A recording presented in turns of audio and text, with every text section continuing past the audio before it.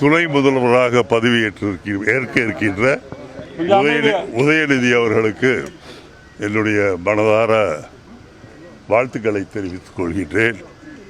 எந்த பொறுப்பை கொடுத்தாலும் மிகச்சிறப்பாக செய்யக்கூடியவர். கலைத்துறையில் இருக்கும்போது கூட சிறப்பாக பணியாற்றியவர். பிறகு அமைச்சராக விளையாட்டுத்துறையை ஏற்று இந்த ஒரு வருட காலத்திற்குள் நல்ல பல விஷயங்களை விளையாட்டுத்துறையிலே செய்திருக்கின்றார். உலக அளவிலே நடைபெறுகின்ற கார் ரேஸை சென்னை மாநகரில் நடத்தி காட்டிய பெருமை அவருக்கு உண்டு. அதேபோல் உதவி முதல்வராக பதவியேற்றவுடனேயும் கண்டிப்பாக அவர் மிகச்சிறப்பாக பணியாற்றுவார். அவருடைய தந்தையாருடைய மன உறுதியும் தைரியமும் அவருடைய தாத்தாவினுடைய கடுமையான உழைப்பும் இவருக்கு கண்டிப்பாக அமைய வேண்டும் என்று விரும்புகிறேன். விமர்சனங்கள் உதயநிதியை பொறுத்தவரையில் தேர்தலின் போது இந்திய அளவிலேயே இந்தியா முழுவதும் அவர் சொன்ன ஒரு கருத்துக்கு எதிர்ப்பதாக மிகப்பெரிய அளவிலே எதிர்ப்புகள் கிளம்பின. ஆனால் அந்த எதிர்ப்புகளை பற்றியெல்லாம் கவலைப்படாமல் நான் சொன்னதுதான் என்று சனாதனத்தை பற்றி மிக தெளிவாக வீரமாக சொல்லிய ஒரு துணிச்சல் மிக்க இளைஞராகத்தான் நான் அவரை பார்க்கின்றேன்.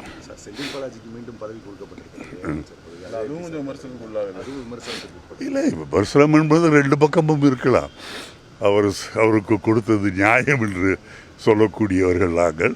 கொடுக்கக்கூடாது என்று எதற்கெடுத்தாலும் தடை போடுகின்ற எதிர்கட்சிகள் ஒரு பக்கம் இருந்தாலும் கூட 471 நாள் அவரை சிறையிலே வைத்திருக்கிறது, ஜாமீன் கூட கொடுக்காமல் வைத்திருப்பது என்பது மத்திய அரசாங்கத்தினுடைய பழி வாங்குகிற செயலாக இருந்தது.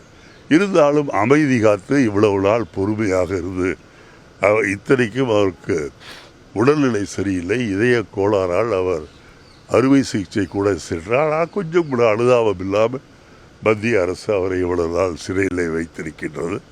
கண்டிப்பாக அவர் வெளியே வந்த பிறகு இப்போது திராவிட முன்னேற்ற கழகத்திற்கு அது ஒரு அடிஷ்னல் பவராக கண்டிப்பாக இருக்கும். இதே போல்தான் டெல்லியிலே இருக்கின்ற முதலமைச்சர் கெஜ்ரிவால் அவர்களையும் தேர்தல் நேரத்திலே அவர்கள் சிறையிலே அடைத்தார்கள். இது போன்ற எதிர்கட்சியிலே இருக்கின்ற முக்கியமானவர்களை எல்லாம் சிறையிலே அடைத்து விட்டால் அல்லது அமலாக்கத்துறையை விட்டு நடவடிக்கை எடுத்தால் அல்லது வருமான வரித்துறையை எடுத்து நடவடிக்கை எடுத்தால் அவர்கள் அடங்கி விடுவார்கள் என்று மோடி அவர்கள் நினைக்கின்றார்கள். ஆனால் இப்போது என்ன செய்தாலும் இந்திய மக்கள் இன்றைக்கு உறுதியாக இருக்கின்றார்கள். மோடியை முழுவதுமாக தூக்கி எறிய வேண்டும் என்ற எண்ணத்தில் இருக்கின்றார்கள். அந்த எண்ணம் மோடி அவர்களுக்கு புரிந்த காரணத்தால் தான் இப்போது அவருடைய முகத்தில் பார்த்தீர்கள் என்றால் உற்சாகம் என்பது கொஞ்சம் கூட கிடையாது. இந்த செத்தக்கலை என்று சொல்வார்களே, அதுதான் அவருடைய முகத்திலே தெரிகின்றது. ஏதோ வெளிநாடு செய்யும் போது கொஞ்சம் சிரித்து கொண்டிருக்கின்றார்.